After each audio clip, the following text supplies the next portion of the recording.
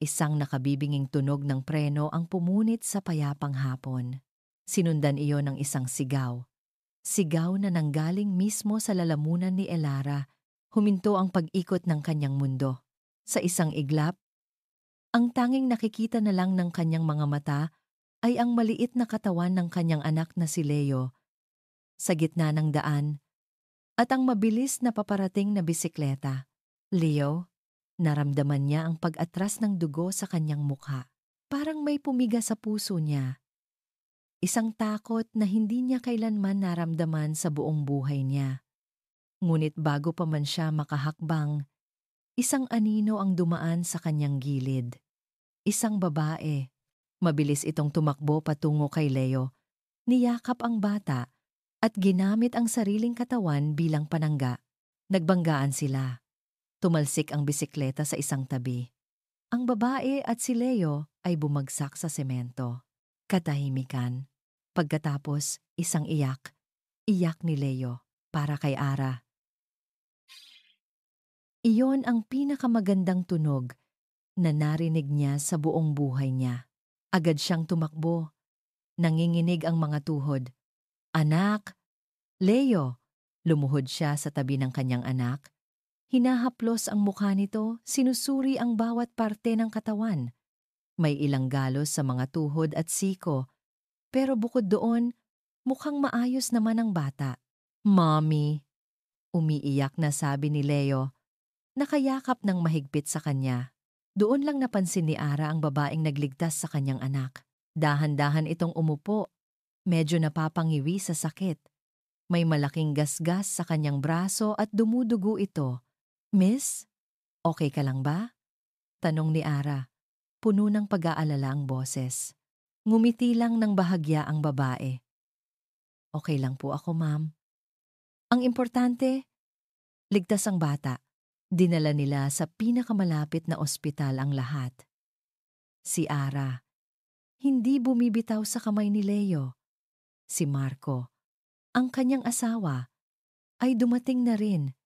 Bakas sa mukha ang matinding pag-aalala. He's fine. Minor scratches lang, sabi ng doktor pagkatapos suriin si Leo. Mabuti na lang at may nakasalo sa kanya. Kung hindi, baka mas malala ang nangyari. Nakahinga ng maluwag si Ara. Niyakap niya ng mahigpit si Marco. At sa balikat nito ay tahimik siyang umiyak hindi na dahil sa takot, kundi dahil sa matinding pasasalamat. Nang kumalma siya, dahan-dahan siyang bumitaw at hinarap ang babaeng nakaupo ng tahimik sa isang sulok habang nililinis ng nurse ang sugat nito sa braso. Lumapit si Ara sa kanya, ang mga mata ay nangingilid pa rin sa luha. Hinawakan niya ang kamay ng babae. Miss, hindi ko alam kung paano kita pasasalamatan. Halos pabulong na sabi ni Ara. Utang ko sa'yo ang buhay ng anak ko. Tipid na ngumiti ang babae. Bakas sa mukha nito ang pagod at kaunting sakit. Huwag po kayong mag-alala, ma'am. Ang mahalaga po ay ligtas ang anak ninyo. Katrina po pala. Pagpapakilala niya. Ara, sagot niya. At ito ang asawa ko, si Marco. Tumango si Marco kay Katrina. Salamat ng marami, Katrina. We owe you big time. Wala po yun, sir. Mahinang sagot ni Katrina.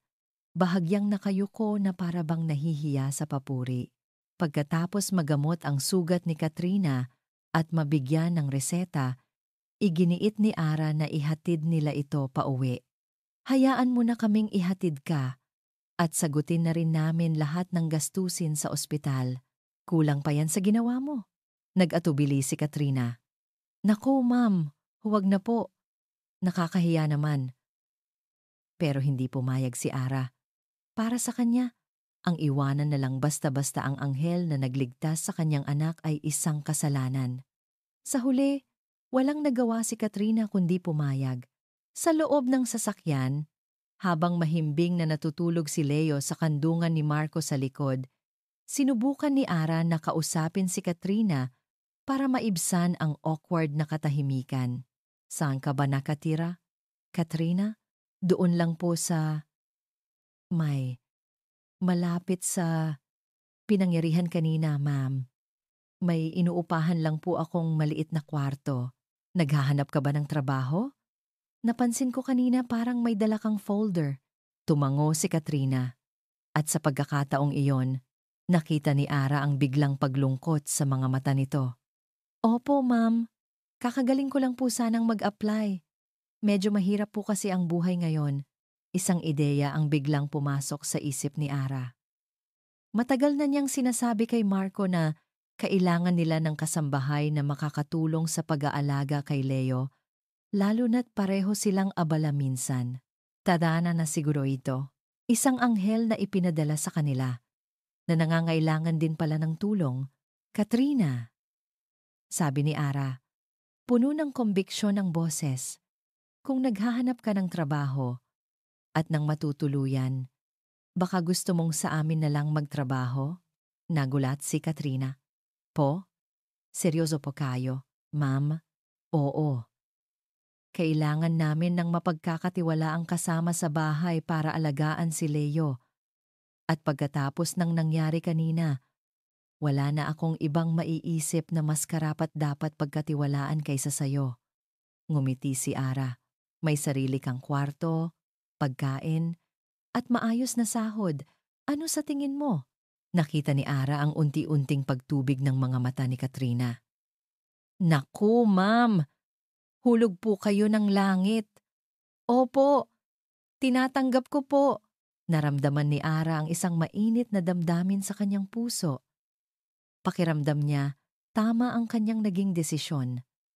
Hindi lang siya nakabayad sa utang na loob, nakatulong pa siya sa isang taong mabuti ang kalooban. Pagdating nila sa kanilang magandang bahay sa loob ng isang pribadong subdivision sa Taguig, namangha si Katrina. Ipinakita ni Ara sa kanya ang magiging kwarto nito at masayang-masaya si Katrina. Inayos ni Ara ang lahat, ipinagluto pa niya ito ng hapunan at tiniyak na komportable ito. Gabi na nang umuwi si Marco mula sa paghahatid kay Leo sa silid nito. Pagod na pumasok siya sa kusina kung saan naghahanda ng merienda si Ara. Kumusta na ang anghel natin? Nakangiting tanong ni Marco. Okay na siya. Grabe Marco, ang gaan ng loob ko sa kanya. Masayang sagot ni Ara. Tamang-tama ang pagdating niya sa buhay natin. Sakto namang lumabas si Katrina mula sa kanyang silid upang kumuha ng isang basong tubig. Ay, Sir Marco, nandyan na po pala kayo. Magalang na bati ni Katrina. Ngumiti si Ara. Marco, si Katrina. Katrina, si Marco. Asawa ko. Humakbang si Marco palapit. Handa nang makipagkamay. Ngunit nang tuluyan ng tumama ang liwanag sa mukha ng babae at magtama ang kanilang mga mata, biglang natigilan si Marco. Nawala ang ngiti sa kanyang labi. Ang kanyang mga mata ay nanlaki, puno ng gulat na hindi niya maitago. Napaurong ang kanyang dila. Tila may multong nakita mula sa nakaraan. Napansin ni Ara ang biglaang pagbabago sa reaksyon ng kanyang asawa.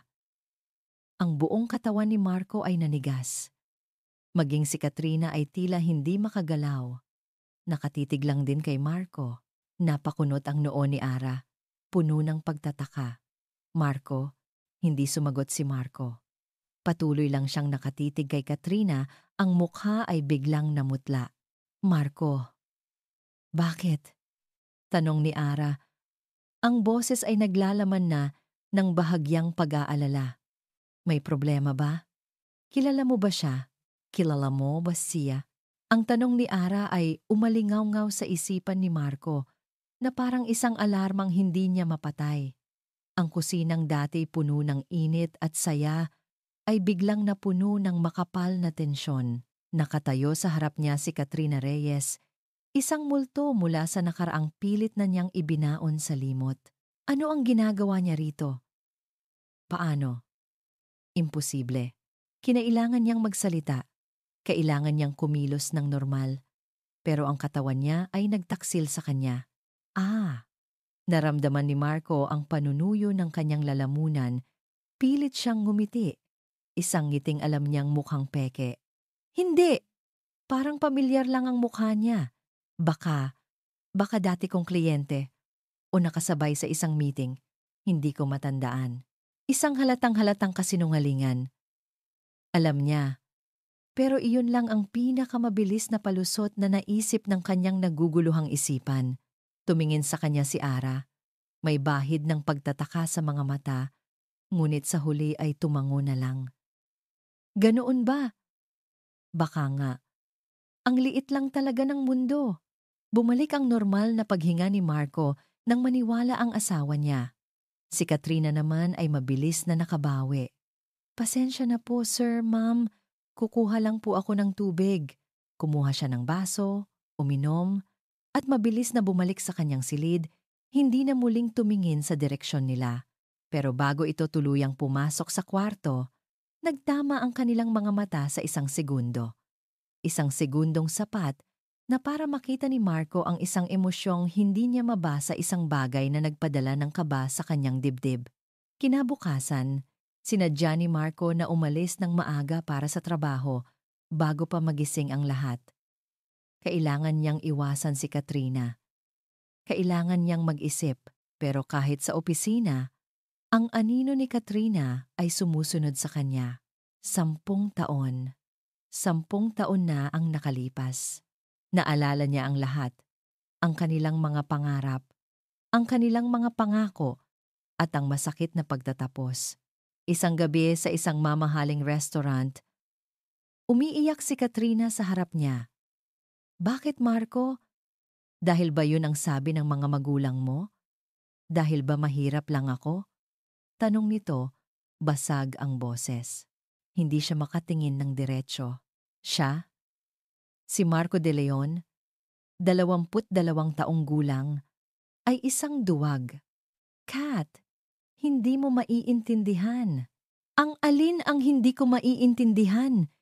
Sigaw nito, hindi na alintana ang mga taong nakatingin. Na ipinagpalit mo ako para sa pera? Para sa apelyido mo? Minahal kita, Marco. Ibinigay ko ang lahat. Tumayo siya. Nag-iwan ng pera sa mesa. I'm sorry. Yun lang ang nasabi niya. Bago niya ito tinalikuran at iniwan doon na umiiyak. Napapikit ng mariin si Marco. Pilit winawaksi ang alaala. Ang bigat ng pagkakasala ay muling gumapang sa kanyang dibdib. Isang pakiramdam na akala niya ay matagal nang nawala. Nang gabing iyon, umuwi siya at naabutan niyang naghahanda ng hapunan si Ara at Katrina. Nagtatawanan pa sila. Para silang matagal nang magkakilala. Nasuklam si Marco sa sarili. Ginamit niya ang pagkakataong abala si Ara sa pag-aalaga kay Leo sa sala para kausapin si Katrina sa kusina. Katrina, mag-usap tayo. Seryoso at mahina niyang sabi. Humarap ito sa kanya. Bakas sa mukha ang pagkukunwaring gulat. Sir Marco, anong ginagawa mo rito? Diretsahan niyang tanong. Huwag mong sabihing nagkataon lang ang lahat ng ito. Biglang napalitan ng lungkot ang mukha ni Katrina. Hindi ko po sinasadya, sir. Maniwala po kayo. Naghahanap lang po talaga ako ng trabaho nang mangyari yung aksidente. Hindi ko po alam na napayuko ito. Kung alam ko lang po na pamilya ninyo yon, sana hindi na lang ako nagpakita. Ang sinseridad sa boses nito ay tumagos sa puso ni Marco. Bigla siyang nakaramdam ng awa at hiya. Sino ba siya para pagdudahan ang babaeng nagligtas sa buhay ng kanyang anak? Kailangan mong umalis, sabi niya. Pero kahit siya ay hindi na sigurado sa kanyang sinasabi. Sir, parang awa niyo na po. Pakiusap nito. Nagsimula nang mamuo ang luha sa mga mata. Wala po akong ibang mapupuntahan.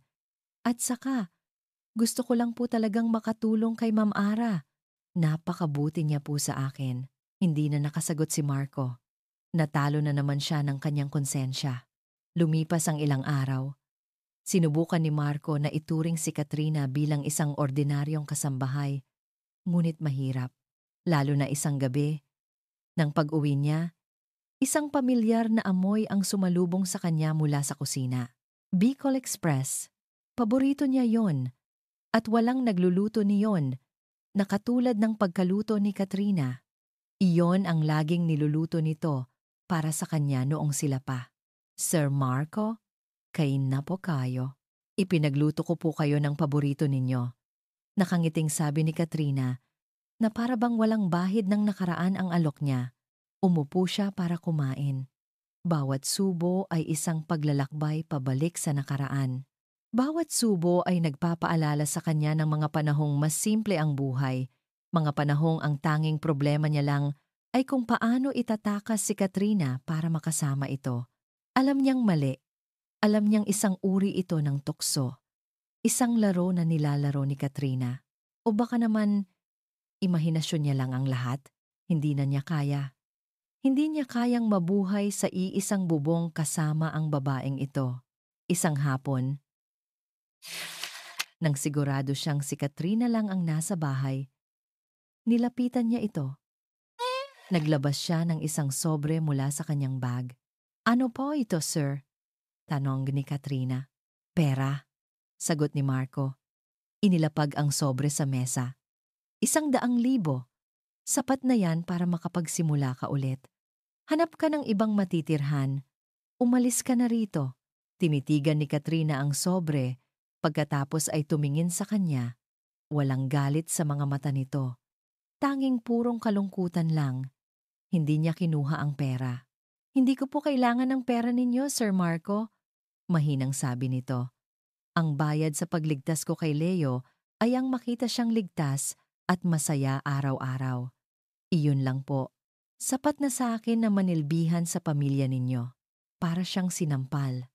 Muli, pinaramdam sa kanya ni Katrina kung gaano siya kadumi at kasama. Samantalang ito, ang babaeng sinaktan niya, ay nagpapakita ng kabutihang loob. Wala nang nagawa si Marco. Tumalikod na lang siya at pumasok sa kanyang study. Gulong-gulo ang isip. Napaupo siya sa kanyang upuan at napasabunot sa buhok. Anong gagawin niya?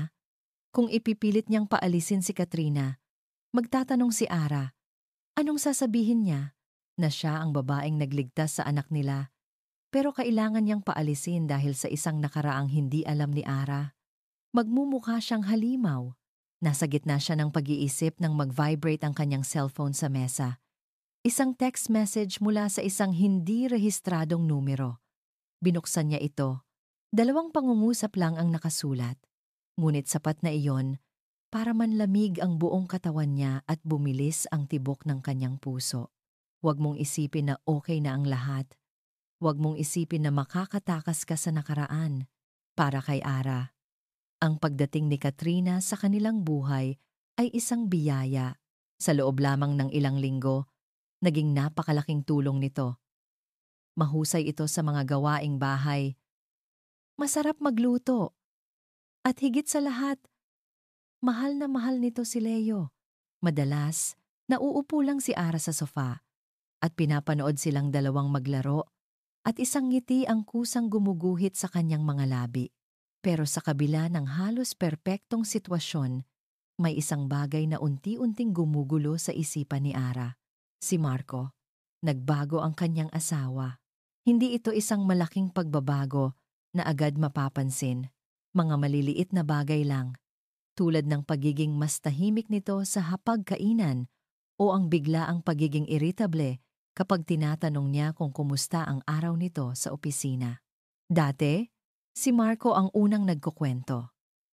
Ngayon, kailangan pa niyang pilitin para makakuha ng sagot. Pagod lang siguro sa trabaho, sabi ni Ara sa sarili. Maraming proyekto ang kumpanya nila ngayon, kaya't marahil ay dala lang nito ang stress. Ngunit ang mga maliliit na bagay ay nagsimulang magpatong-patong. Isang gabi, habang nanonood sila ng TV, nakita niyang nakatitig si Marco sa cellphone nito at may munting ngiti sa mga labi. Isang ngiting matagal na niyang hindi nakikita. Sino yan? Mukhang masaya ka ah. Pabirong sabi ni Ara. Sinubukan niyang sumilip pero parang napasong mabilis na itinago ni Marco ang telepono. Wala. Mga katrabaho ko lang, nag-aasaran sa group chat. Tila naging depensibo ang tono nito. Tumahimik na lang si Ara. pero hindi nawala sa isip niya ang nangyari. Bakit kailangang itago? Ang pinakamatindi ay ang mga gabi. Madalas na itong umuuwi ng late. May tinapos lang na importante. Palagi niyang dahilan. At kapag nasa bahay na, halos hindi na nito binibitawan ang cellphone. Dala-dala nito kahit sa banyo. Palagi itong naka-silent mode at laging nakataob kapag nasa mesa. Isang hapunan, naghanda si Katrina ng kare-kare. Wow, ang sarap nito, Kat! Puri ni Ara. Saan mo natutunan to? Ngumiti si Katrina. Naku, ma'am, paborito po kasi yan ng dati kong. Bigla itong natigilan, tila may naalalang hindi dapat sabihin. Dati, Mongsino? Usisa ni Ara. Sa kabilang dulo ng mesa, narinig ni Ara ang pag-ubo ni Marco. Ngumiti ng pilit si Katrina. Wala po, ma'am. Isang kaibigan lang po dati. Pagkatapos ay nagkuwento si Katrina ng isang nakakatawang pangyayari tungkol sa kaibigan niyang iyon na mahilig sa kare-kare. Habang tumatawa si Ara, napansin niyang hindi man lang ngumingiti si Marco. Sa halip, nakatingin ito kay Katrina, isang tingin na hindi maintindihan ni Ara. Isang tingin na tila may pinag-uusapan sila nang hindi nagsasalita. Nawala ang gana ni Ara sa pagkain. Pakiramdam niya, may sariling mundo ang dalawa sa harap niya. Ang hinala ay parang isang maliit na binhi na itinanim sa kanyang puso. Dinidiligan ito araw-araw ng mga maliliit na kilos ni Marco, hanggang sa unti-unti itong tumubo at mag-ugat. Sinubukan niyang iwaksi ito. Mali ito. Si Katrina ang nagligtas sa anak niya. Si Marco ang asawa niya. Ang ama ng kanyang anak. Mahal siya nito. Ngunit ang binhi ng pagdududa ay matigas. Isang araw, habang naglilinis ng kanilang silid, kinuha ni Ara ang coat ni Marco na naiwan nito sa upuan. May nahulog mula sa bulsa. Isang resibo. Resibo mula sa isang flower shop, isang bouquet ng mga rosas. At ang petsa ay noong 1 linggo. Hindi niya kaarawan. Hindi rin nila anniversary. At siguradong walang bouquet na dumating para sa kanya. Kinagabihan, hindi na niya natiis. Marco, para kanino to? Tanong niya. Ipinakita ang resibo. Tiningnan ni Marco ang papel. Saglit itong natigilan. Yan. Para sa kliyente. Sa asawa ng kliyente. Birthday kasi. Kailangan kong bumati para sa business. Isang sagot na napakalohikal, pero sa pandinig ni Ara, tunog kasinungalingan. Ang gabi na iyon ang nagtulak sa kanya. Hinintay niyang makatulog ng mahimbing si Marco. Ang paghinga nito ay malalim at mabagal. Dahan-dahan, kinuha ni Ara ang kamay ng asawa at gamit ang thumb nito, binuksan niya ang cellphone. Nanginginig ang kanyang mga kamay. Nanginginig ang buong katawan niya. Pakiramdam niya ay isa siyang magnanakaw sa sarili niyang pamamahay. Pumunta siya sa messages. Walang kahina-hinala. Sa messenger. Ganoon din. Hanggang sa napansin niya ang isang icon ng isa pang messaging app. Isang app na hindi pamilyar sa kanya. Binuksan niya ito. At doon, nakita niya isang contact na nakasave lang bilang K. At sa ilalim nito, isang mensahe. Burahin mo to pagkabasa mo. Pero sa ilalim ng mensaheng iyon, may nakasulat, "This conversation was recently deleted." Parang isang malakas na sampal ang dumapo sa mukha ni Ara. Walang laman, pero ang katotohanang mayroon silang pinag-uusapan na kailangang burahin ay mas masakit pa kaysa sa anumang salita. Sino si Kay? Katrina? Imposible. Bakit sila mag-uusap ng patago? Isang tunog mula sa kanyang tabi ang nagpabalik sa kanya sa realidad. Gumalaw si Marco sa pagkakatulog nito. Mula sa bibig nito, isang pangalan ang lumabas.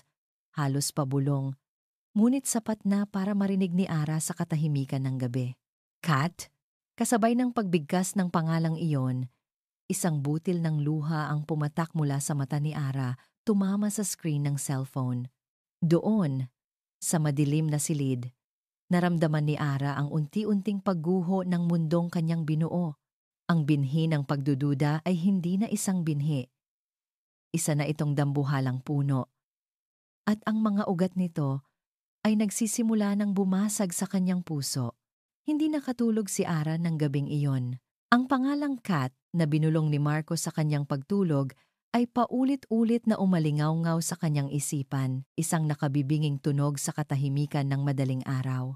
Sa tabi niya, ang asawang mahimbing na natutulog ay tila naging isang estranghero. Ang bawat paghinga nito ay parang isang patunay sa kasinungalingang itinatago nito sa kanya. Kinabukasan, kumilos si Ara na parang walang nangyari. Naghanda siya ng almusal. Hinalikan niya sa pisngi si Marco bago ito umalis papuntang trabaho. Ngumiti siya kay Katrina. Ngunit sa likod ng mga ngiting iyon, ang kanyang isipan ay nagtatrabaho na, bumubuo ng isang plano. Hindi na siya ang Ara na bulag sa pagtitiwala.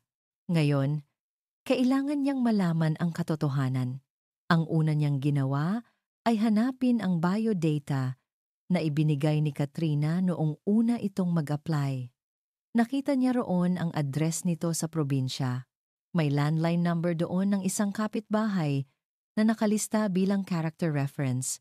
Nanginginig ang kanyang mga kamay habang hawak ang telepono. Ilang beses niyang pinindot ang numero bago niya ito tuluyang tinawagan. Ilang ring lang ay may sumagot na isang matandang babae. "Hello po," magalang na bati ni Ara. Pilit pinapakalma ang sarili.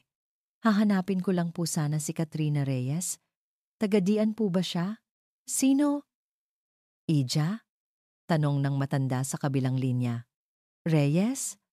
Maraming Reyes dito. Pero Katrina? Wala akong kilalang Katrina Reyes sa lugar namin. Baka po sa kabilang baryo?" Sabi niya po kasi, "Malapit lang sa inyo." Giit ni Ara. Kumakapit sa posibilidad na baka nagkamali lang siya. "Naku, Ija, maliit lang ang lugar namin. Kung may bagong salta o kahit bisita lang, alam ko, sigurado ako, walang Katrina Reyes na taga rito." "Sige po, salamat po," sabi ni Ara at ibinaba ang telepono. Ang dibdib niya ay nagsimulang kumabog ng malakas. Isang kasinungalingan, isang malaking kasinungalingan. Bakit kailangang magsinungaling ni Katrina tungkol sa pinanggalingan niya? Ang pag-aalala sa puso ni Ara ay napalitan ng determinasyon. Kailangan niya ng mas matibay na ebidensya. Kailangan niyang makita kung ano ang nangyayari sa bahay na ito kapag wala siya. Nang hapong iyon, lumabas siya at pumunta sa isang mall. Sa isang store ng mga electronic gadget, bumili siya ng isang maliit na kamera na kayang itago sa loob ng isang air freshener. Pakiramdam niya ay napakasama niyang tao. Nilalabag niya ang tiwala ng sarili niyang pamilya. Pero mas malakas ang sigaw sa isip niya na kailangan niyang protektahan ang kanyang pamilya mula sa isang posibleng panganib. Maingat niyang inilagay ang kamera sa estante sa kanilang sala, sa isang anggulo kung saan kitang-kita ang buong lugar. Pag-uwi ni Marco ng gabing iyon, hindi na natiis ni Ara. Habang nagbibihis ito sa kanilang silid, sinubukan niyang magtanong sa pinakamahinahong paraan na kaya niya. "Marco," panimula niya, "may gusto lang sana akong gitanong." "Ano yun?" sagot nito. Nakatalikod habang nagsusuot ng pambahay na damit. "Kagabi, nag-atubili si Ara. Nagsalita ka habang natutulog. Binanggit mo ang isang pangalan." Biglang natigilan si Marco sa kanyang ginagawa. Dahan-dahan itong humarap sa kanya. Walang emosyon ang mukha. "Talaga? Anong pangalan? Kat?" Sagot ni Ara.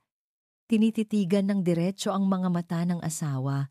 Naghahanap ng anumang senyales ng pagkakasala. Biglang tumaas ang boses ni Marco. Kumunot ang noo nito at matalim siyang tiningnan. "Kat? Ano namang Kat yun? Baka kung ano lang yung napanaginipan ko. Bakit may problema ba doon?" "Wala naman," mahinang sagot ni Ara. Nagtatanong lang. Hindi, Ara. Alam ko kung saan papunta to, sabi ni Marco.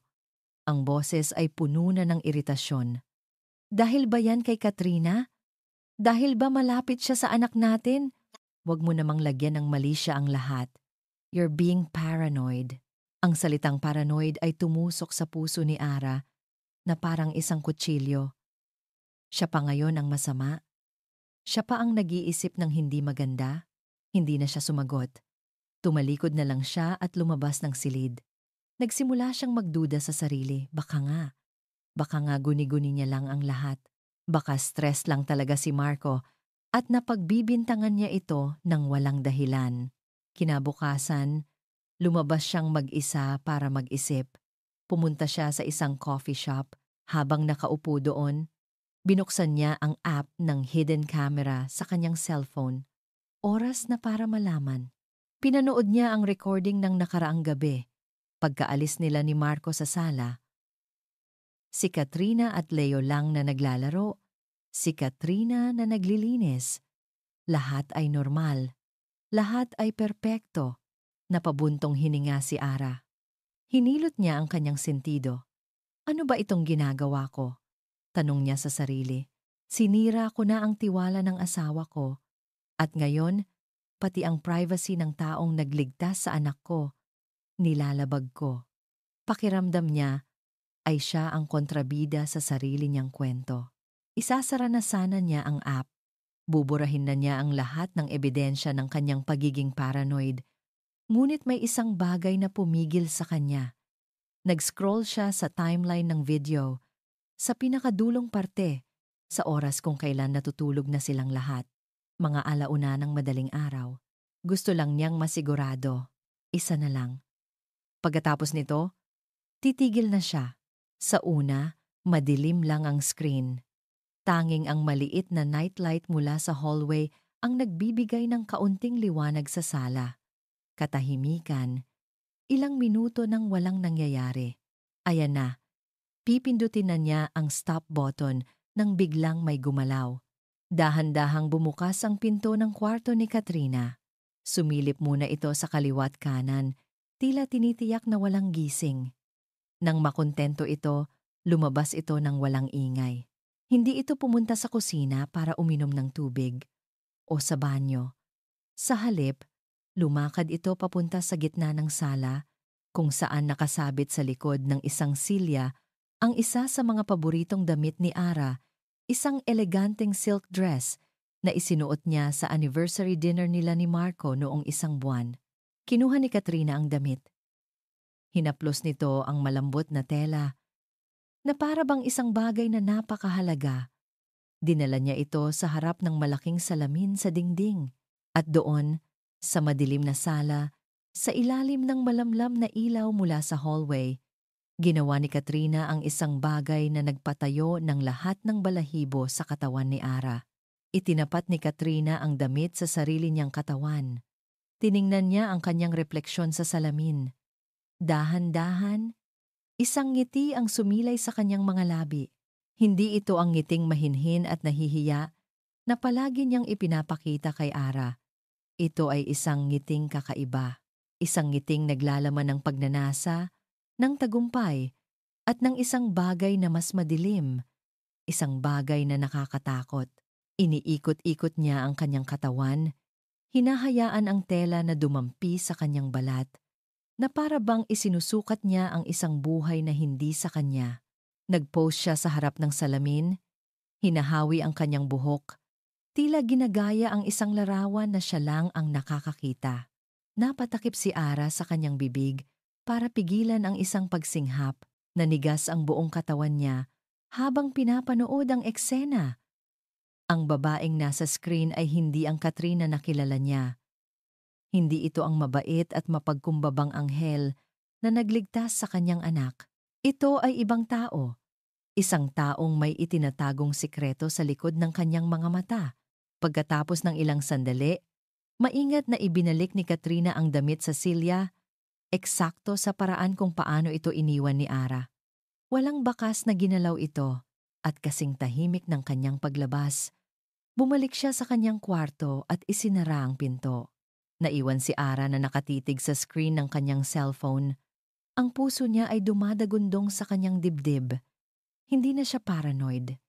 Hindi niya ito guni-guni. May mali? Mayroong isang bagay na napakali kay Katrina. At kailangan niyang malaman kung ano ito bago pa mahuli ang lahat. Pinunasan ni Katrina ang alikabok mula sa picture frame na nakapatong sa isang side table sa sala. Ito ang paborito niyang picture frame sa buong bahay. Si Ara, si Marco, at si Leo, nakangiti ng napakatamis habang magkakayakap sa isang beach. Isang larawan ng perpektong pamilya. Isang larawan ng isang kasinungalingan. Ang tanga-tanga mo, Ara, sabi ni Katrina sa kanyang isipan habang ang kanyang mga kamay ay patuloy sa paglilinis. Akala mo perpekto ang buhay mo? Akala mo sayo ang lahat ng ito, pero hindi mo alam. Hiniram mo lang ang lahat ng yan. At malapit na ang araw ng pagsasauli. Isang munting ngiti ang gumuhit sa kanyang labi habang maingat niyang ibinabalik ang picture frame. Ang bawat kilos niya sa bahay na ito ay kalkulado. Bawat ngiti, bawat pagpapakita ng kabaitan, bawat opo, ma'am, at salamat po sir, ay isang parte ng isang masalimuot na plano. Isang plano na 10 taon niyang binuo sa kanyang isipan, pinakinis ng puot at pagnanasang makapaghiganti. Naalala niya ang araw na una niyang nalaman na si Marco de Leon, ang lalaking sumira sa kanyang buhay, ay isa na ngayong matagumpay na arkitekto. Nakita niya ang pangalan nito sa isang magazine at sa tabi nito ang asawa nitong si Elara Santos. Isang magandang babae na tila nakuha ang lahat ng pangarap na para dapat sa kanya. Hindi iyon inggit, puot. Isang nag-aalab na puot ang naramdaman niya. Siya ang dapat na nasa larawang iyon. Siya ang dapat na Mrs. De Leon, kaya't sinimulan niya ang kanyang plano. Inaral niya ang bawat kilos nila. Nalaman niya kung saan nag-aaral si Leo, kung saan sila nagsisimba, kung saan paboritong maglakad ni Ara tuwing hapon. At doon, sa isang tahimik na kalye sa loob ng subdivision, isinagawa niya ang kanyang obra maestra. Flashback. Isang linggo bago ang aksidente. Nakaupo si Katrina sa isang bench sa parke. Kaharap ang isang payat na tinedier. Sigurado ka ba ate? Tanong ng bata. Hawak ang lumang bisikleta. Paano kung masagasaan ko talaga yung bata? Dinukot ni Katrina ang isang sobreng may lamang 5,000 piso. Hindi mo siya masasagasaan, malamig niyang sabi. Ang kailangan mo lang gawin ay magpanggap na nawalan ka ng preno. Itutulak mo lang ng bahagya. Sapat para matumba siya. Huwag kang mag-alala. Sasaluhin ko siya. Pagkatapos, tumakbo ka na palayo na parang takot na takot ka. Naiintindihan mo? Tumingin ang bata sa pera. At pagkatapos ay sa kanya. Tumango ito. Noong araw na iyon, nagtago siya sa likod ng isang puno. Naghihintay. Nang makita niyang papalapit si Ara at Leo, sumenya siya sa bata. Ang lahat ay nangyari ayon sa plano.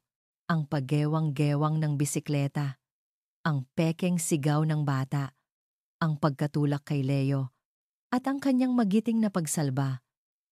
Naramdaman niya ang sakit ng pagbagsak sa semento, pero binaliwala niya ito. Ang tanging naramdaman niya ay ang nag-uumapaw na tagumpay nang makita niya ang takot at pasasalamat sa mga mata ni Ara. Mula noon, naging madali na ang lahat. Ang pag-aalok ni Ara ng trabaho, ang pagpasok niya sa bahay, ang pagkukunwari niyang mahina at kaawa-awa, at ang pinakamahalaga, ang muling paghaharap nila ni Marco. Gabi-gabi, bago matulog, binabasa niya ang mga text message ni Marco sa kanya sa isang secret app. Marco. Kat? Hindi tama to. May asawa ako. Marco. Hindi ko alam ang gagawin ko. Naguguluhan ako. Marco. I'm so sorry for what I did to you. Bawat salita ng pagkalito at pagkakasala ni Marco ay musika sa kanyang pandinig. Hindi awa ang nararamdaman niya. Kasiyahan. Isang madilim na kasiyahan na makitang ang lalaking dating nag-iwan sa kanya na parang basura ay ngayon, siya naman ang nagmamakaawa. Huminto si Katrina sa harap ng salamin sa sala. Tiningnan niya ang kanyang sarili. Wala na ang anino ng kaawa-awang babae mula sa probinsya. Ang nakikita niya ay isang babaeng may kontrol, isang babaeng naglalaro ng chess, at ang lahat ng nasa bahay na ito ay kanyang mga piyesa. Si Leo ang kanyang pain, si Ara ang reynang kailangan niyang tanggalin, at si Marco ang haring kanyang babawiin. Lahat ng ito dapat ay sa akin. Ulit niya sa kanyang isipan. Isang mantra na nagbibigay sa kanya ng lakas. Ang magandang bahay, ang magarang kotse, ang pangalan, ang buhay. Sa kanya dapat ang lahat ng tinatamasa ni Ara ngayon. Pumasok siya sa kusina. Nagbabalat ng patatas para sa hapunan. Narinig niya ang pagdating ni Ara. Gaya ng dati, isang matamis na ngiti ang isinalubong niya rito. Hi, Ma'am Ara. Kumusta po ang lakad ninyo? Okay lang, Kat? Medyo napagod lang, sagot ni Ara, ngunit hindi nakatingin sa kanya. May kakaiba sa mga mata ni Ara ngayon. Isang bagay na hindi pa niya nakikita dati. Isang lamig, isang pagmamasid. Nagdududa ka na ba, Ara? Naisip ni Katrina. Pero hindi nagpahalata. Sige lang, magduda ka. Wala ka namang makikita. Masyado na akong magaling sa larong ito. Ngunit sa kabila ng kanyang kumpiyansa, may isang bagay na hindi niya inaasahan. Isang bagay na wala sa kanyang orihinal na plano. Nang gabing iyon, habang nag-iisa siya sa kanyang kwarto, naramdaman niya ang isang pamilyar na pagkahilo.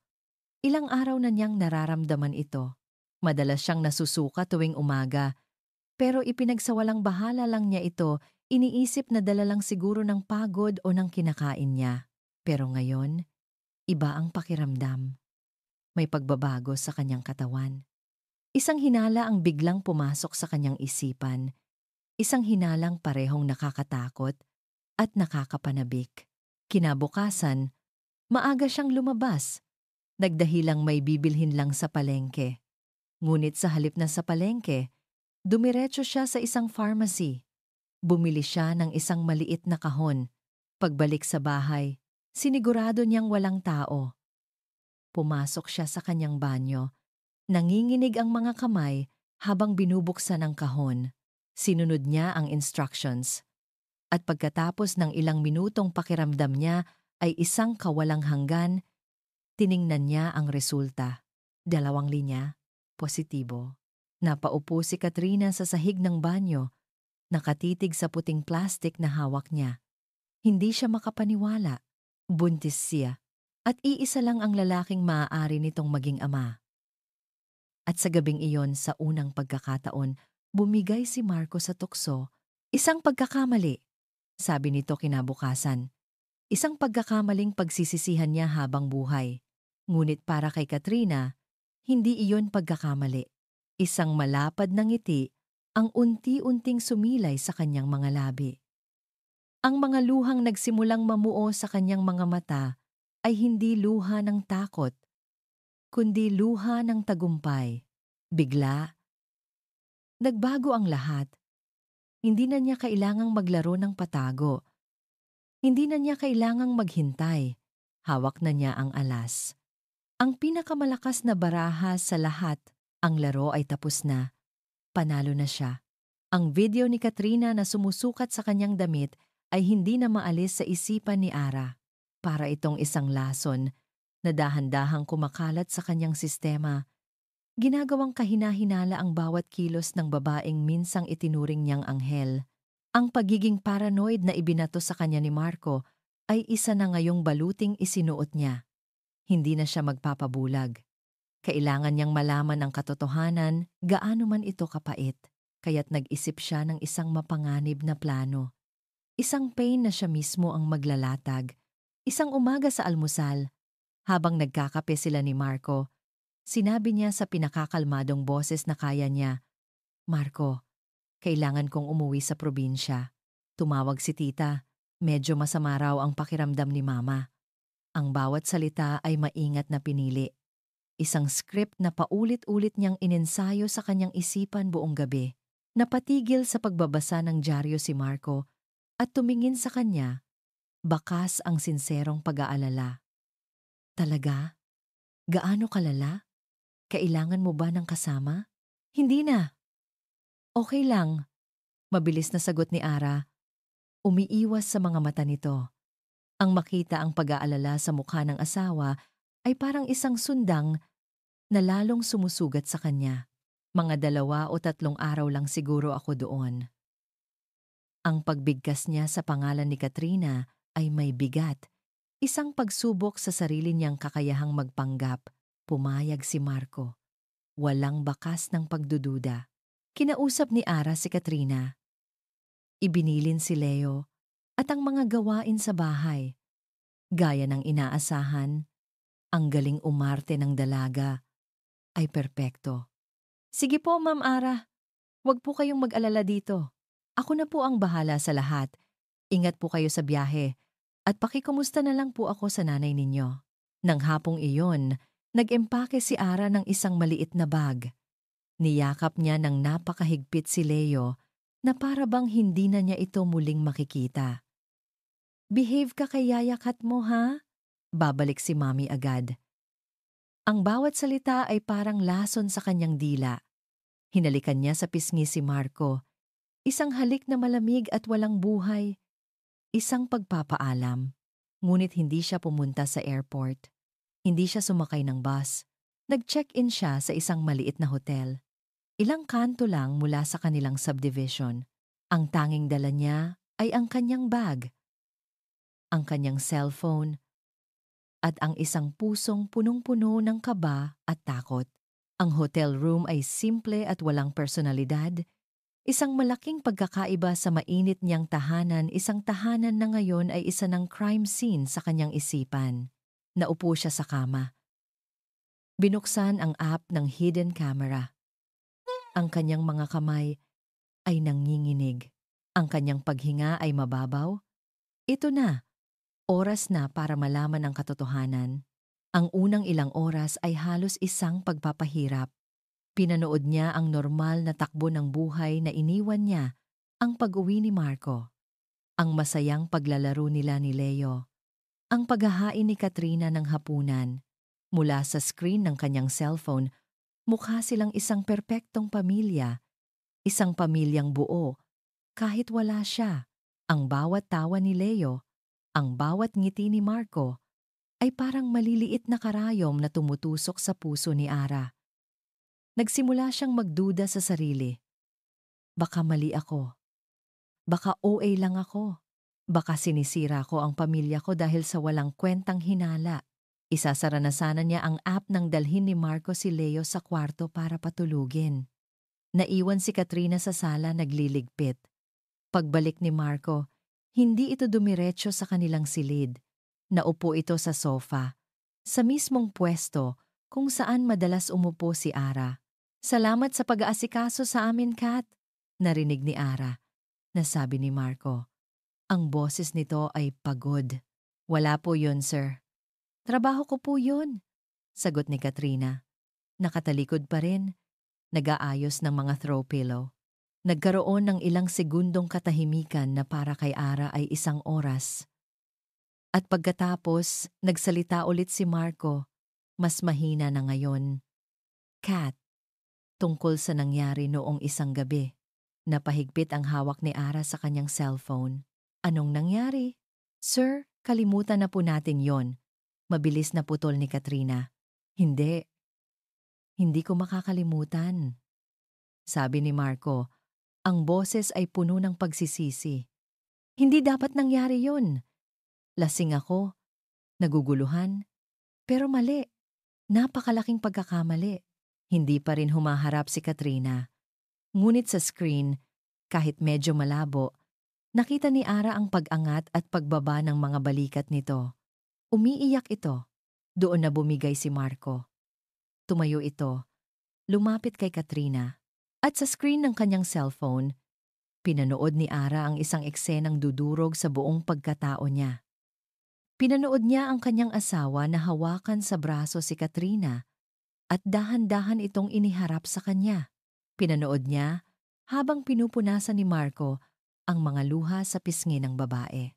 At pagkatapos, sa gitna ng kanilang sala, sa ilalim ng tingin ng hidden camera, niyakap ni Marco si Katrina. Isang yakap na mahigpit, isang yakap na puno ng pagsuyo, isang yakap na kailanman ay hindi na niya natanggap mula rito sa mga nakalipas na linggo. Ang hangin ay tila naubos sa baga ni Ara. Ang screen ng cellphone sa kanyang kamay ay biglang parang naging napakabigat.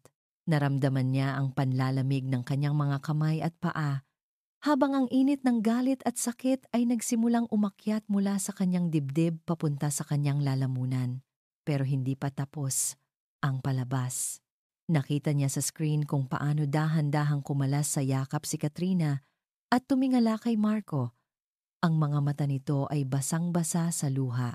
Isang perpektong imahe ng isang babaeng nasasaktan at nangangailangan ng karamay.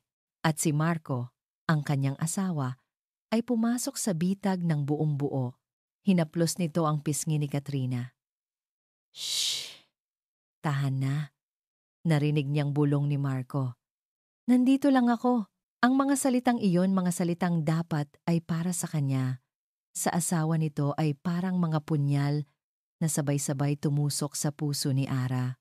At pagkatapos, sa isang iglap na tila bumagal ang oras, nakita ni Ara na unti-unting inilapit ni Marco ang kanyang mukha sa mukha ni Katrina at sila'y naghalikan. Hindi ito isang halik na puno ng pagnanasa. Mas masahol pa, isa itong halik na mabagal, marahan at puno ng emosyon. Isang halik na nagsasabing naiintindihan kita, isang halik na nagsasabing kami ang para sa isa't isa. Sa puntong iyon, nabitawan ni Ara ang kanyang cellphone. Bumagsak ito sa malambot na carpet ng hotel room, ngunit ang mahinang tunog niyon ay parang isang pagsabog sa kanyang pandinig. Ang pagiging manhid ay biglang napalitan ng isang sakit na hindi niya mailarawan. Parang pinipiga ang puso niya hanggang sa madurog ito ng pino. Nagsimula siyang hindi makahinga. Humahagulgol siya, ngunit walang luhang lumalabas. Isang tuyong pag-iyak na mas masakit pa. Isang nag-aalab na galit ang biglang pumalit sa sakit. Isang galit na nagbigay sa kanya ng lakas. Pinunasan niya ang kanyang mukha. Tumayo siya. Dinampot niya ang susi ng kanyang kotse. Isang bagay lang ang nasa isip niya. Uuwi ako. Ang biyahe mula sa hotel pabalik sa kanilang subdivision ay isang blur. Hindi niya alintana ang mga ilaw trapiko o ang mga sasakyan sa paligid. Ang tanging nakikita ng kanyang mga mata ay ang paulit-ulit na imahe ng pagtataksil sa kanyang isipan. Nang pumarada siya sa harap ng sarili nilang bahay, ang katahimikan sa labas ay isang malaking kabalintunaan sa digmaang nagaganap sa loob niya. Maingat siyang bumaba ng kotse, tinitiyak na walang ingay. Gamit ang sarili niyang susi, dahan-dahan niyang binuksan ang pinto. Madilim at tahimik sa loob. Ang sala, kung saan nangyari ang lahat, ay malinis na ulit at walang bakas ng krimen. Ngunit alam ni Ara kung nasaan sila. Ang kanyang mga paa, na tila may sariling isip, ay naglakad papunta sa iisang direksyon, sa pasilyo, papunta sa kanilang silid. Ang silid na saksi sa kanilang mga pangarap, sa kanilang pagmamahalan. Nakahawak ang kamay niya sa doorknob. Malamig, kasing lamig ng kanyang puso. Huminga siya ng malalim, at dahan-dahan itinulak niya ang pinto. Ang nakita niya sa loob ay isang imaheng susunog sa kanyang alaala habang buhay. Sa kama nilang mag-asawa, ang kama kung saan isinilang ang kanilang mga pangarap, nakahiga ang kanyang asawa. At sa tabi nito, nakayakap ng mahigpit, ay si Katrina. Hindi sumigaw si Ara. Hindi siya umiyak. Sa halip, isang nakakakilabot na kalma ang bumalot sa kanya. Dahan-dahan siyang umatras, tinitiyak na hindi makalikha ng ingay. Maingat niyang dinukot ang kanyang cellphone mula sa kanyang bulsa. Itinutok niya ang kamera. At sa gitna ng nakamamatay na katahimikan ng kanyang nawasak na tahanan, isang tunog ang bumasag dito. Ang tunog ng click ng kamera ng kanyang cellphone. Ang tunog ng click ay parang isang putok ng baril sa katahimikan, ngunit walang sinuman ang nagising. Si Marco at Katrina ay mahimbing pa ring natutulog. Para kay Ara, ang pagtigil ng tunog ay ang simula ng pagkabingi. Wala na siyang marinig. Wala siyang maramdaman. Para siyang isang manika na pinutulan ng tali. Ang galit, ang sakit lahat ay biglang naglaho at napalitan ng isang malawak, malamig na kawalan. Dahan-dahan siyang umatras. Bawat hakbang ay maingat na tinatantiya para hindi makalikha ng ingay. Isinara niya ang pinto ng kanilang silid nang walang katunog-tunog. Lumabas siya ng bahay, pumasok sa kanyang kotse, at pinaandar ito. Hindi niya alam kung saan siya pupunta. Nagmaneho lang siya. Dinala siya ng kanyang mga gulong sa mga daanang hindi niya kabisado. Ang mga ilaw ng syudad ay dumadaan sa kanyang bintana na parang mga makukulay na guhit lang. Ang mga busina ng sasakyan ay parang mga bulong na mula sa malayo. Nasa loob siya ng sarili niyang mundo. Isang mundong gawa sa salamin na basag. Ang larawan. Paulit-ulit na bumabalik sa kanyang isipan ang larawan sa screen ng kanyang cellphone. Ang larawan ng pagtataksil na nakaukit na ngayon sa kanyang memorya. Hindi niya namalayan ang oras. Hindi niya namalayan ang pagbabago ng kulay ng langit. Natagpuan na lang niya ang kanyang sarili na nakaparada sa isang tabi ng daan, sa harap ng isang dagat na maitim at payapa. Dahan-dahan, ang kulay itim ay nagiging kulay abo, pagkatapos ay kulay kahel. Pagsikat ng araw, isang bagong umaga, ang simula ng kanyang bagong impyerno. At doon, sa loob ng kanyang sasakyan, habang pinapanood ang pagsikat ng araw ng mag-isa, ang mga luhang kanina pa niya pinipigilan ay sa wakas bumuhos. Hindi ito isang mahinhing pag-iyak. Ito ay isang hagulgol. Isang marahas na paghikbi na nanggagaling sa pinakailalim ng kanyang kaluluwa. Ang sakit na kanina'y manhid ay ngayon bumalik na may kasamang interes. Bawat hibla ng kanyang pagkatao ay sumisigaw sa sakit, sa galit, sa pagkabigo. Ibinuhos niya ang lahat hanggang sa wala nang natira kundi ang pagod at ang basag na mga piraso ng kanyang puso.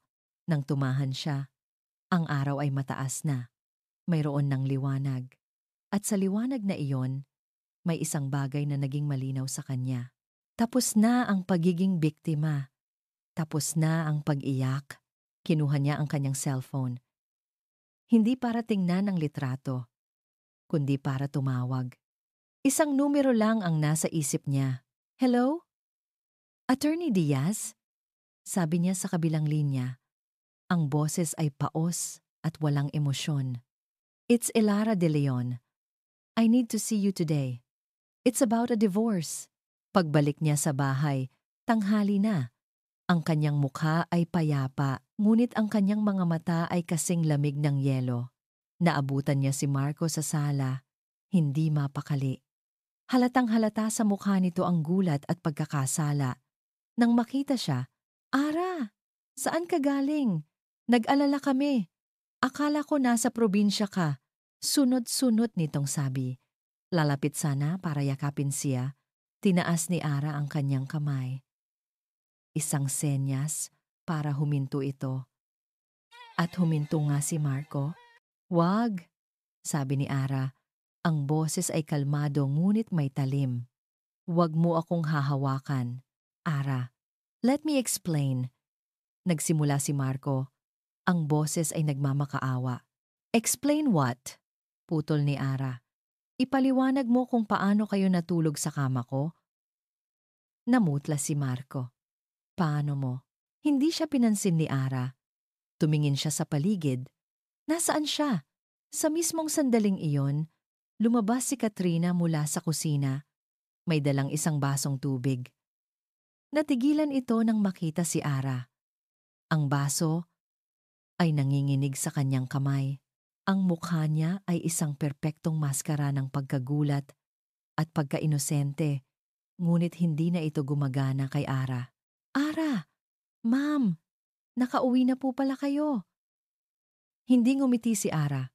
Lumakad siya palapit sa dalawa. Bawat hakbang ay mabigat at may layunin. Huminto siya sa harap nila.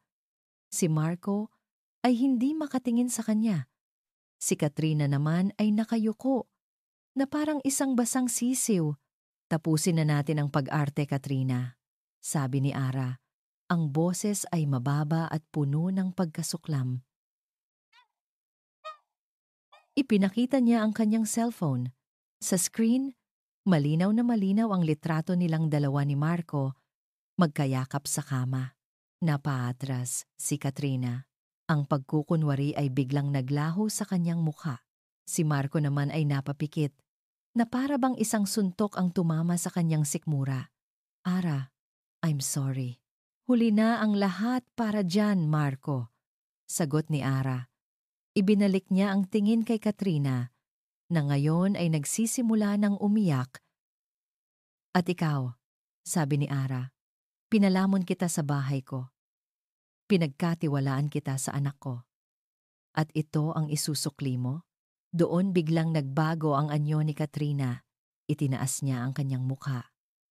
Ang mga luha ay tumigil. Ang kanyang mga mata, na dati mukhang maamo, ay ngayon nag-aapoy sa isang emosyong hindi pa nakikita ni Ara dati galit. Bakit? Dahil sa'yo ang lahat ng ito? Matapang na sagot ni Katrina. Dahil ikaw ang mayaman? Ikaw ang asawa? Ara, kung alam mo lang, matagal nang tapos ang pagmamahal ni Marco sa'yo? Matagal ka na niyang niloloko sa isip niya. Natigilan si Ara. Hindi sa sinabi ni Katrina, kundi sa tapang nito. Hindi yan totoo, Kat! Sigaw ni Marco. Gulat sa inaakto ng kabit. Ngumisi si Katrina. Isang ngising nakakakilabot. Tumingin siya kay Ara. Pagkatapos ay kay Marco. At pagkatapos, inihagis niya ang kanyang huling baraha. Ang alas na alam niyang tatapos sa lahat. Huminga siya ng malalim, hinawakan ang kanyang tiyan, at tumingin ng diretso sa mga mata ni Ara. Makinig ka, Ara. Kahit anong gawin mo, kahit anong sabihin mo, talo ka na. Dahil hindi lang si Marco ang kinuha ko sa'yo. Tumingin siya kay Marco na may pagmamay-ari. May isa pa. At sa harap nilang dalawa, sa gitna ng nawasak nilang tahanan, idineklara ni Katrina ang kanyang tagumpay sa isang pangungusap na yumanig sa mundo ni Ara. Buntis ako. At si Marco ang ama. Natahimik ang buong paligid. Tila huminto ang pag-ikot ng mundo. Dahan-dahan, ibinaling ni Ara ang kanyang tingin mula sa nagtatagumpay na mukha ni Katrina patungo sa namumutla at nanginginig na mukha ng kanyang asawa. Ang lahat ng lakas na inipon niya kaninang umaga ay biglang naglaho. Ang tanging natira ay isang tanong. Isang tanong na halos hindi niya kayang bigkasin. Ang kanyang mga labi ay nanginig. Totoo ba? Ang tanong ni Ara ay binitawan sa hangin na parang isang basong babasagin. Walang sumalo. Walang sumagot. Ang katahimikan ni Marco ang sagot. Ang kanyang hindi pagtingin sa mga mata ni Ara. Ang bahagyang pagyuko ng kanyang ulo. Ang panginginig ng kanyang mga kamay, lahat ng iyon ay isang malakas na oo.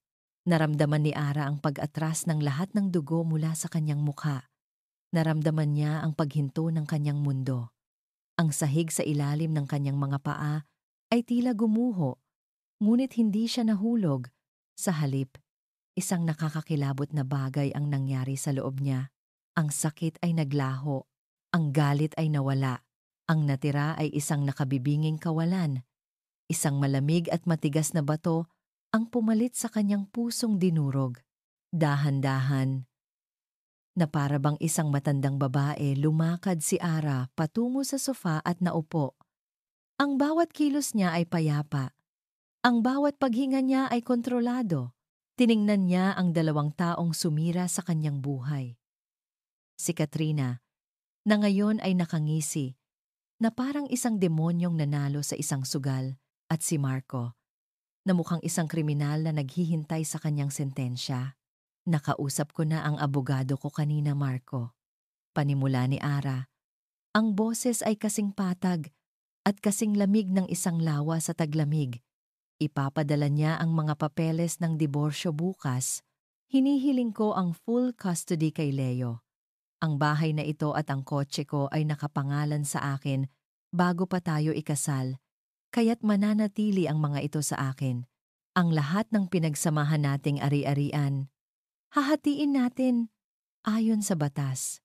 Para siyang nagbabasa lang ng grocery list. Walang emosyon, walang pait. Natigilan sina Marco at Katrina. Hindi ito ang reaksyong inaasahan nila. Saan ang sigawan? Saan ang iyakan? Saan ang pagwawala? Si Katrina ang unang nakabawi. Lumapit ito kay Marco at kumapit sa braso nito na para bang inaangkin ito. Tumingin ito kay Ara nang may pang-aalipusta. Akala mo ba kaya mo? Mapanghamong sabi ni Katrina. Akala mo ba matapang ka? Ano ka ba? Isa ka lang namang palamuti dito sa bahay. Isang babaeng walang ginawa kundi umasa sa pera ng asawa niya. Hindi ka mabubuhay nang wala si Marco. Hindi pinansin ni Ara si Katrina. Hindi man lang niya ito sinulyapan. Para sa kanya, isa lang itong langaw na umuugong sa paligid. Ang kanyang mga mata ay nakapako lamang kay Marco. Dahan-dahan siyang tumayo. Lumakad siya palapit sa kanyang asawa, hanggang sa isang dangkal na lang ang pagitan nila. Tingnan mo ako, Marco. Utos niya. Ang boses ay mahina ngunit puno ng awtoridad na hindi pa nito narinig mula sa kanya kailanman. Nanginginig na itinaas ni Marco ang kanyang tingin. Nakita ni Ara sa mga mata nito ang lahat ang pagsisisi, ang takot, ang hiya.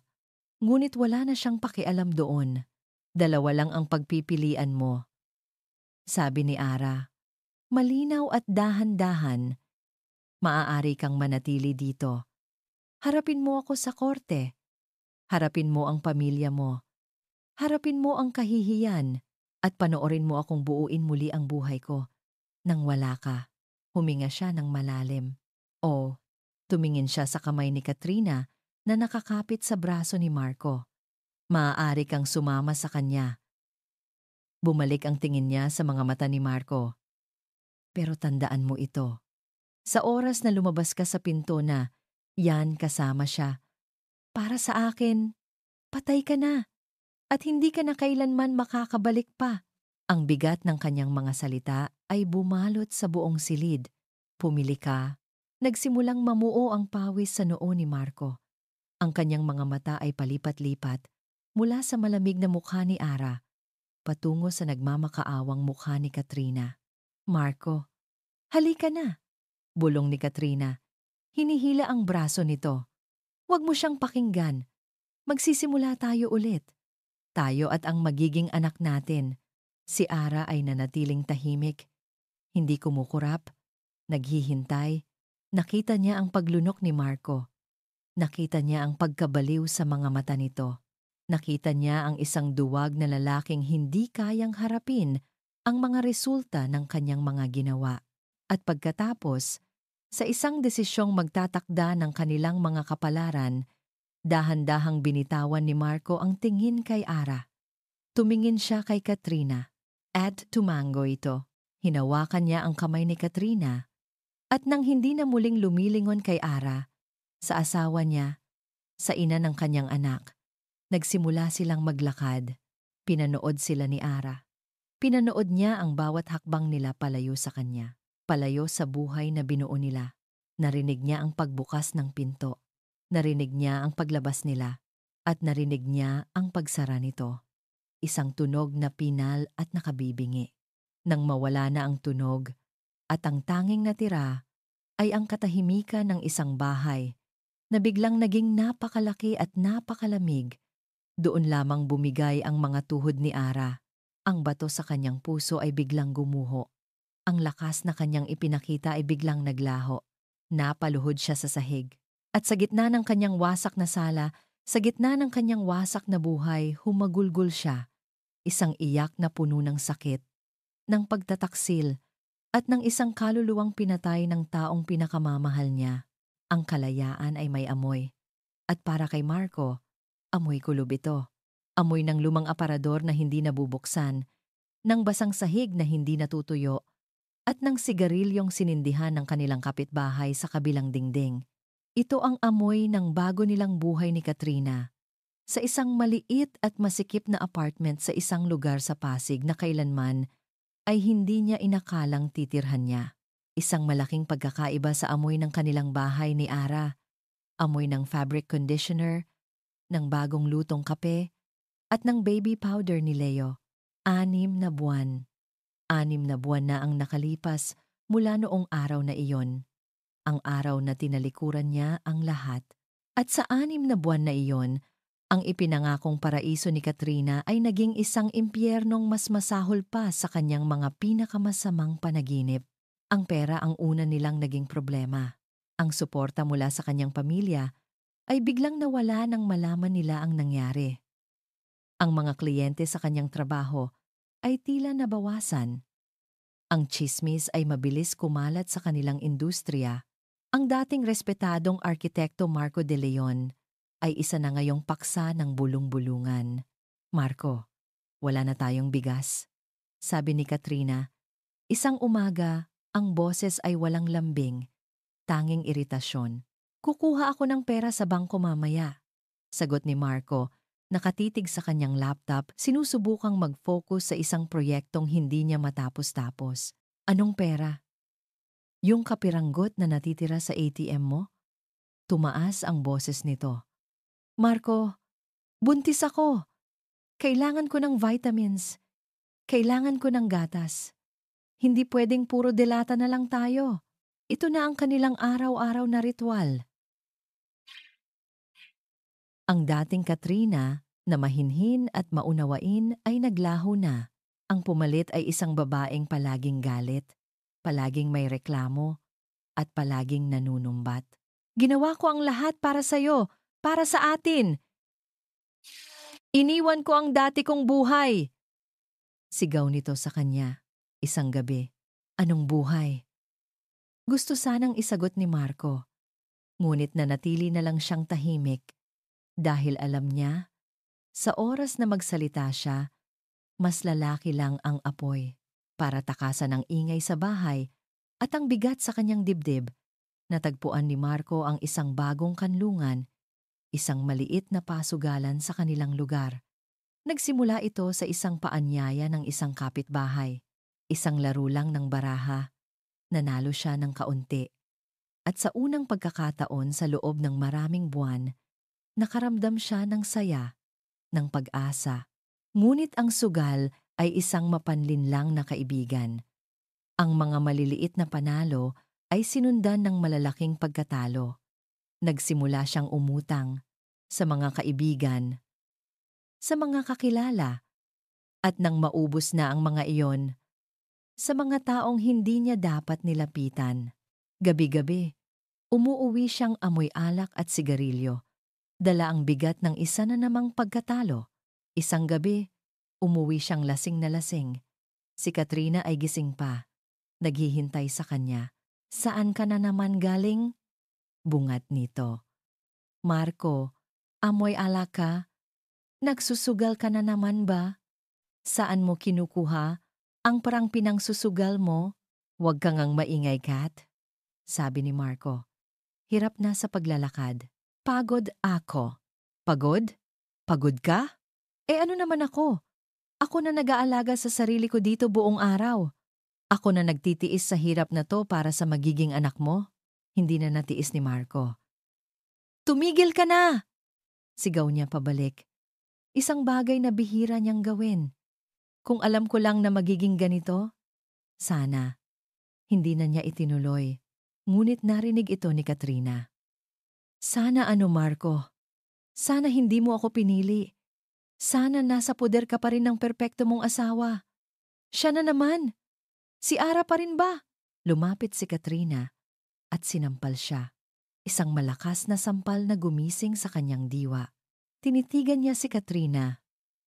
Sa ilalim ng malamlam na ilaw ng kanilang apartment, nakita niya ang isang estranghera, isang babaeng puno ng galit at pait. Ito ba ang babaeng ipinagpalit niya sa kanyang pamilya? Walang salitang lumabas sa bibig niya. Tinalikuran niya ito at lumabas ng bahay. Isinara ang pinto ng malakas. Naglakad siya ng walang direksyon hanggang sa mapadpad sa isang maliit na tindahan. Bumili siya ng isa pang bote ng alak. Umupo siya sa isang bangketa sa ilalim ng isang poste ng ilaw. Habang umiinom, dinukot niya ang kanyang cellphone. Sa gitna ng kanyang kalasingan, ang tanging gusto niya ay isang bagay na pamilyar, isang bagay na totoo. Binuksan niya ang kanyang gallery. At doon, nakita niya ang isang litrato na hindi niya kayang burahin. Isang litrato ni Ara at ng 5 taong gulang na si Leo, tumatawa sa isang Jollibee. May hawak na French fries si Leo.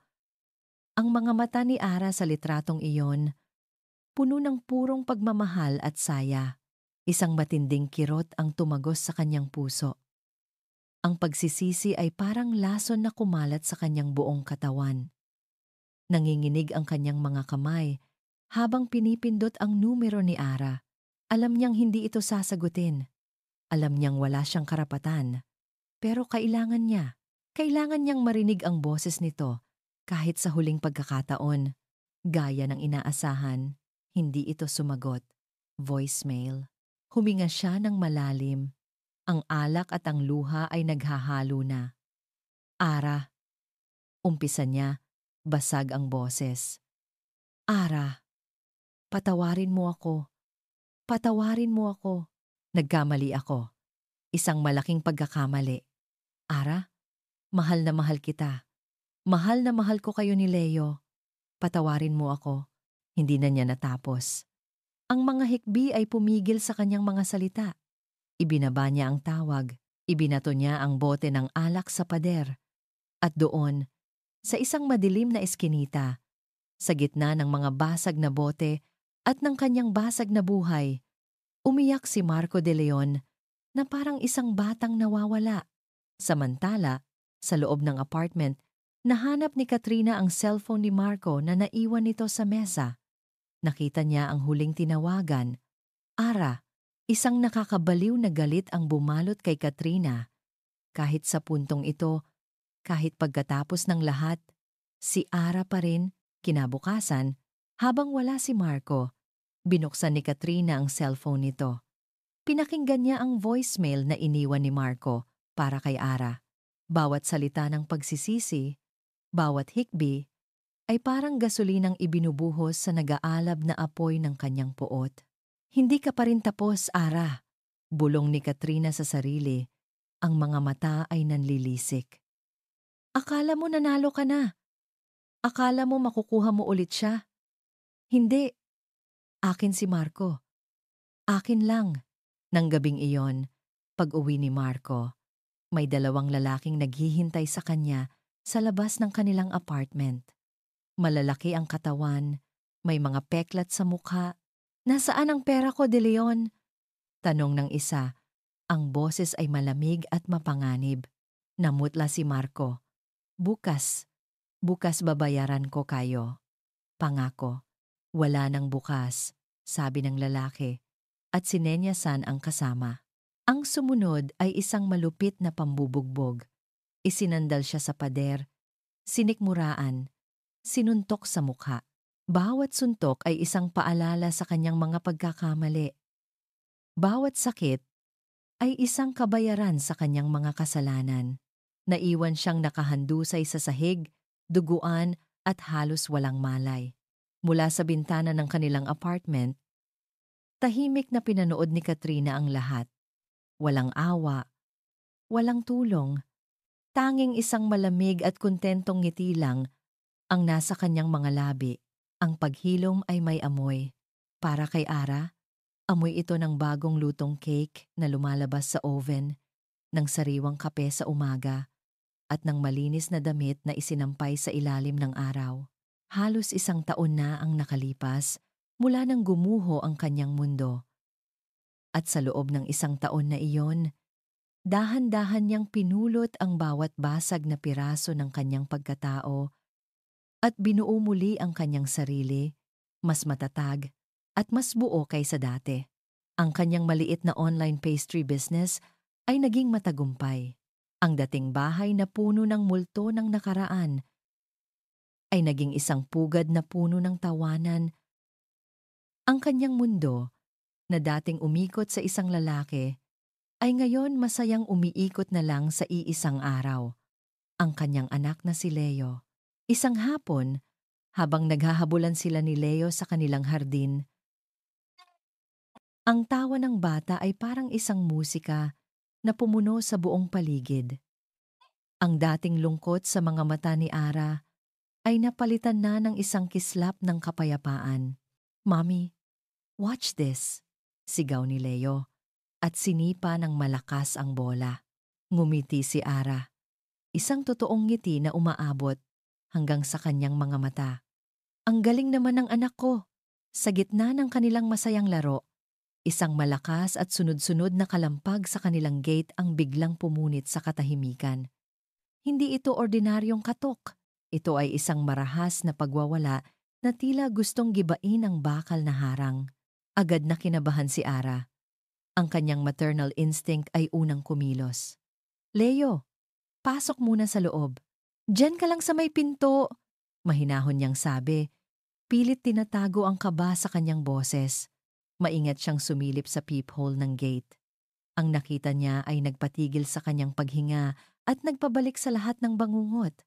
Si Katrina. Ngunit hindi ito ang Katrina na huli niyang nakita. Ang buhok nito ay gusot-gusot at marumi. Ang kanyang mga damit ay punit-punit. Payat na payat ito. At ang dating bilog niyang tiyan na ipinagmalaki nito ay wala na. Ngunit ang pinaka-nakakatakot sa lahat ay ang kanyang mga mata. Mga matang nanlilisik, walang buhay, at puno ng isang kabaliwang hindi niya mailarawan. May hawak itong isang bagay na kumikinang. Sa ilalim ng araw, isang bubog mula sa basag na bote. "Ara, alam kong nandyan ka!" Sigaw ni Katrina mula sa labas. Ang boses ay paos at basag. Parang boses ng isang nasisiraan ng bait. "Buksan mo to! Mag-usap tayo!" Mabilis na kinuha ni Ara ang kanyang cellphone at nanginginig na tinawagan ang security ng kanilang subdivision. "Guard, please! May nagwawala po sa labas ng bahay ko.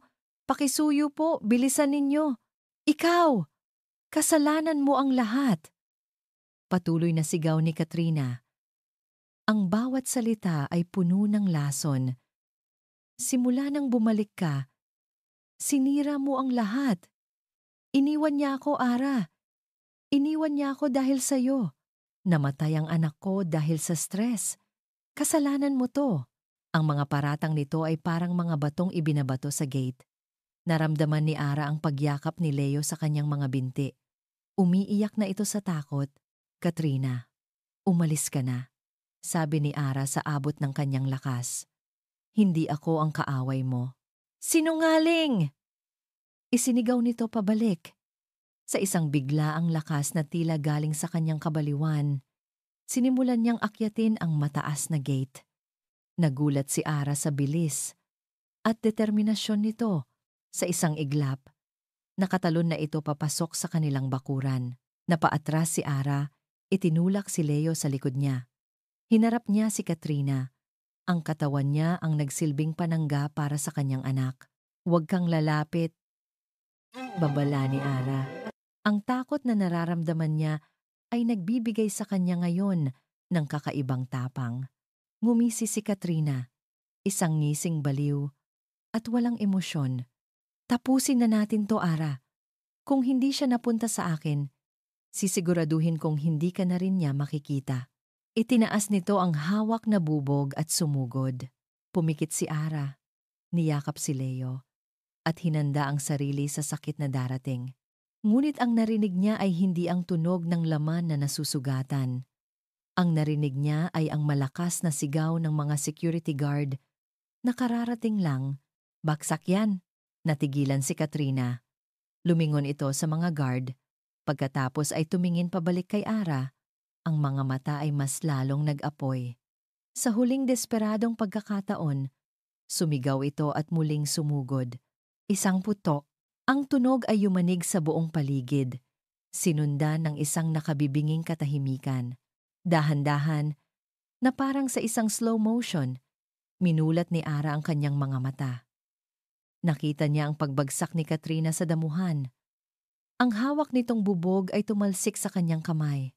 Ang mga mata nitong puno ng galit ay dahan-dahang nawalan ng buhay, napalitan ng gulat, at pagkatapos ay wala na. Dumating ang mga pulis, ang mga ambulansya. Ang dating payapang hapon ay napuno ng mga sirena at kumikislap na ilaw habang kinakausap ng isang pulis si Ara. Nabalot pa rin sa kumot at panginginig. Isa pang opisyal ang lumapit sa kanya, Mrs. De Leon. Magalang na sabi ng pulis. May isa pa po kaming masamang balita. May kinalaman po sa asawa ninyo kay Mr. Marco De Leon. Tumingin si Ara sa pulis. Ang puso niya ay pagod na sa sunod-sunod na dagok. Natagpuan po siya kaninang umaga sa isang ilog sa Pasig. Base po sa paunang investigasyon, mukhang may malaki siyang pagkakautang sa mga maling tao. Walang luhang pumatak mula kay Ara. Walang sakit, walang saya.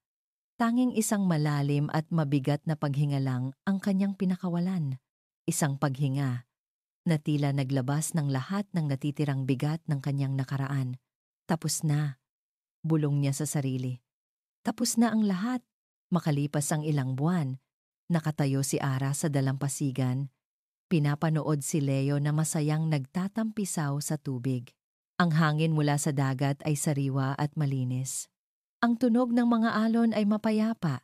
Natutunan niya na ang tunay na paghilom ay hindi matatagpuan sa paghihiganti, kundi sa pagpapatawad hindi para sa kanila, kundi para sa sarili. Tinawag niya si Leo at masayang tumakbo ito palapit sa kanya. Hinawakan niya ang maliit nitong kamay. Mommy, saan po tayo pupunta? Tanong ng bata. Ngumiti si Ara. Isang ngiting puno ng pag-asa at kapayapaan. Tumingin siya sa abot tanaw, kung saan nagtatagpo ang dagat at ang langit. Tayo na, anak. Magsisimula na tayo ulit. At dito nagtatapos ang makulay at madamdaming kwento ni Elara. Mula sa kaibuturan ng aming puso, maraming salamat sa inyong walang sawang pagsubaybay sa bawat kabanata ng buhay na kanyang pinagdaanan. Ang pagsulat sa kwentong ito ay isang paglalakbay na puno rin ng iba't ibang emosyon. Kasama ninyo kaming nasaktan, nagalit, at umiyak para kay Ara. Ngunit higit sa lahat, kasama rin ninyo kaming nakahanap ng pag-asa sa kanyang katatagan. Higit pa sa mga luha at pagtataksil, ang kwentong ito ay isang paalala na ang tunay na lakas ay hindi matatagpuan sa paghihiganti, kundi sa kakayahang magpatawad lalo na sa ating mga sarili. Ito ay isang paalala na gaano man kadilim ang gabi, laging may bagong umaga na naghihintay, at sa bawat bagong umaga, may pagkakataong bumangon, magsimula muli, at magmahal ng mas buo at mas matalino. Ngayon, nais po naming marinig ang inyong boses. Anong aral ang pinakapumatak sa inyong puso mula sa kwento ni Ara? Huwag po kayong mag-atubiling ibahagi ang inyong mga saloobin sa ating comment section sa ibaba. Ang inyong mga komento ay nagbibigay inspirasyon at buhay sa aming munting channel. Hanggang sa muli nating pagkikita sa susunod na kwentong ating pagsasaluhan. Ito po ang inyong lingkod, nag-iiwan ng isang paalala na sa bawat pusong nasugatan, mayroong espasyo para sa paghilom. Ito po ang Kwentong Puso TV.